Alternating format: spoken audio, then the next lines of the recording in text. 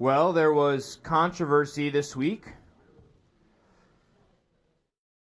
Controversy in the Roman Catholic Church. The Pope issued a statement with the Vatican that Mary should no longer be called the co-redeemer with Christ. Sources say he listened to Kyle Boone's sermon last week on Christ alone, and it totally changed his mind. So, hey, in all seriousness, the Pope says, well, this is confusing to call Mary the co-redemptrix.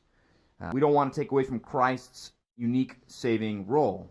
And that's good. I'm really happy to hear that. I think that's something we should all be able to celebrate. However, 100 years ago, the popes did use this language to talk about Mary. And the Vatican claims there's no change in theology, just vocabulary. But what do you do with a papal encyclical like this from Pope Leo XIII? He said this: Mary is the intermediary through whom is distributed unto us this immense treasure of mercy gathered by God. Thus, as no man goes to the Father but by the Son, so no man goes to Christ but by his mother. How great are the goodness and mercy revealed in this design of God. Okay, you can't come to Christ through Mary. Yes, the Father has given it to the Son, but the Son has given it to Mary, by which she dispenses it to the rest of the church. So why don't we just go directly to Jesus? Why do we have to go through Mary? Well, the Pope tells us. He says this: we adore and the beloved Savior, lavish of his blood and of his life. We're so thankful for what the Lord's done for us. However, we dread the inexorable judge.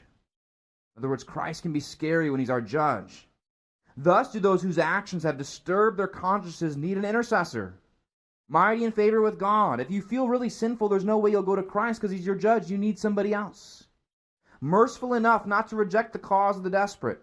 Merciful enough to lift up again towards hope in the divine mercy, the afflicted and the broken down. Mary is this glorious intermediary.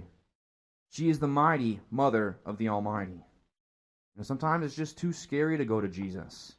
When you're a sinner, you can't really approach him. You need somebody else to help you out.